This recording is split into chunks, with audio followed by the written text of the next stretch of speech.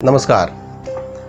है ना हैरत की बात, तीसरे शत्रु के साथ एक युद्ध आल्हा, ऊदल और पृथ्वीराज ने साथ साथ मिलकर भी लड़ा था।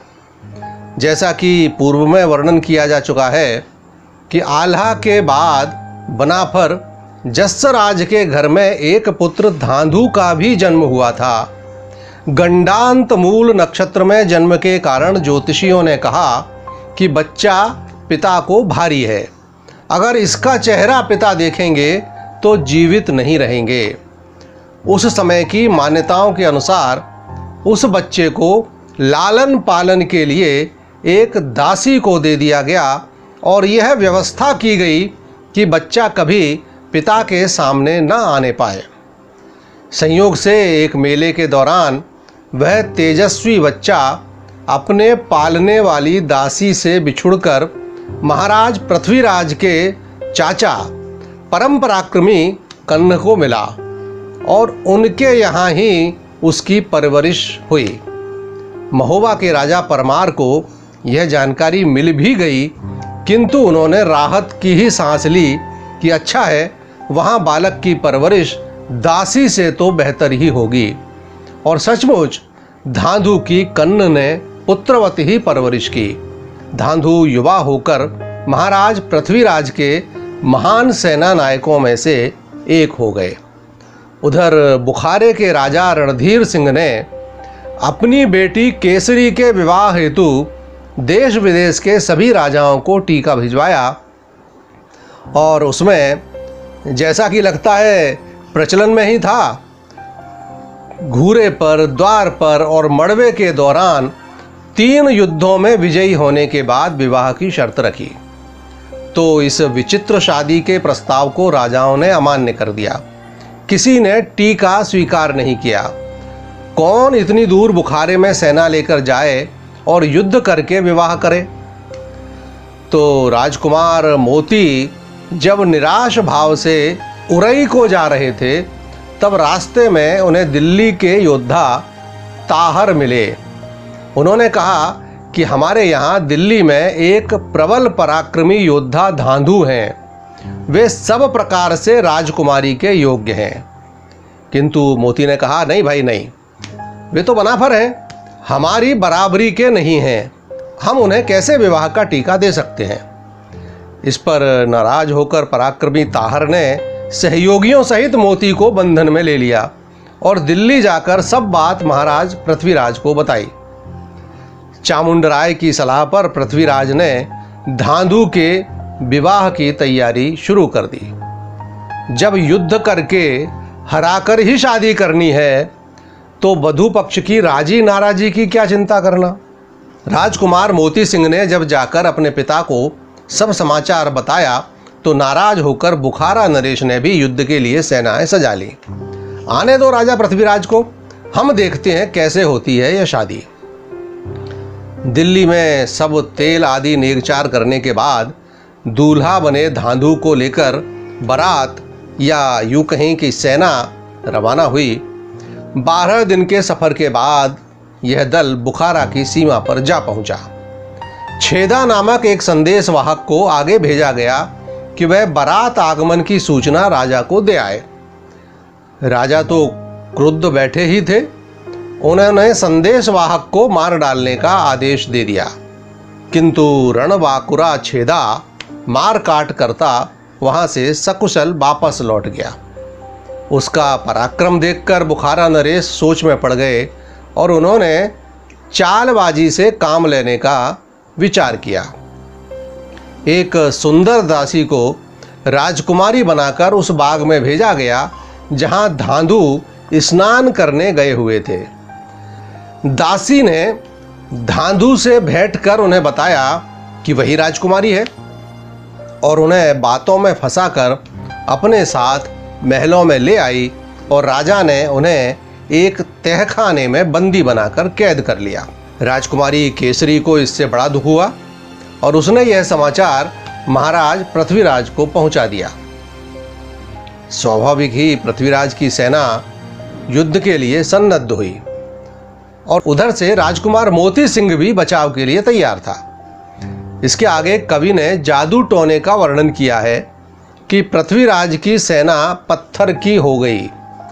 संभव है छद्म युद्ध में बड़े पैमाने पर उनके ऊपर किसी जहरीली वस्तु का प्रयोग किया गया हो और वे लोग बड़ी संख्या में मूर्छित हो गए हों। खैर, जो भी हो, पृथ्वीराज हार मानकर वापस दिल्ली लौट गए। राजकुमारी केसरी ने निराश होकर महोबा समाचार भेजा और राजा परमाल की पत्नी मल्हना की आज्ञा से आल्हा, ऊदल, मलखान अपने भाई धांधु को बुखारे की कैद से छुड़वाकर उसकी शादी करवाने रवाना हुए।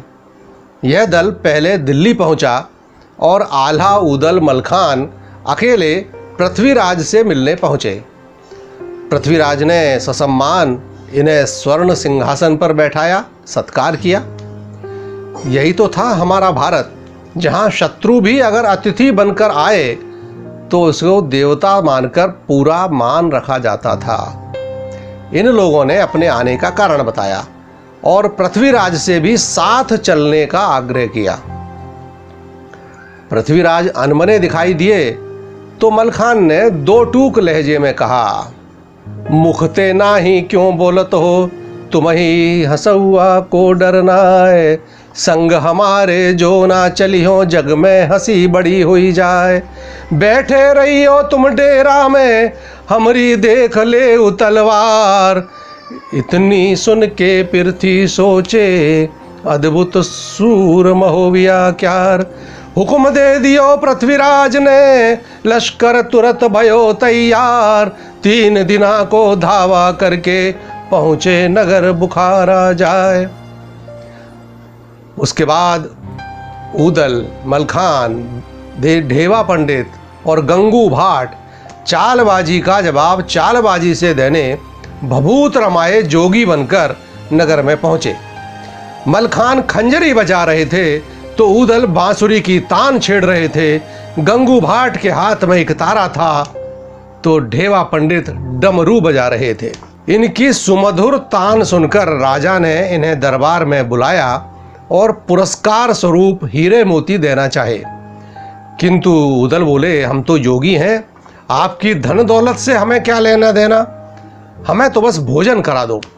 अब भोजन कोई हाथ में तो दिया नहीं जा सकता था योगियों को, तो महल में पहुंचाया गया, जहां मौका मिलते ही राजकुमारी को इन लोगों ने वास्तविक परिचय दे दिया और फिर राजकुमारी की मदद से धांधु को तहखाने से निकालकर अपने साथ ही लेकर अपने डेरे पर लौट आए। राजा को पता भी नहीं चला कि धांधु उनकी कैद से मुक्त हो चुके हैं। उसके बाद एक और चालबाजी की गई। राजकुमारी द्वारा दी गई जानकारी का लाभ उठाया गया और उस देवी मंदिर में खुद धांधु मूर्ति बनकर बैठ गए, जहां प्रतिदिन राजा रणधीर सिंह दर्शन को जाया करते थे। और फिर जब राजा आए तो वहां उन्हें बंदी बना लिया गया। सठे साठ्यम समाचरेत।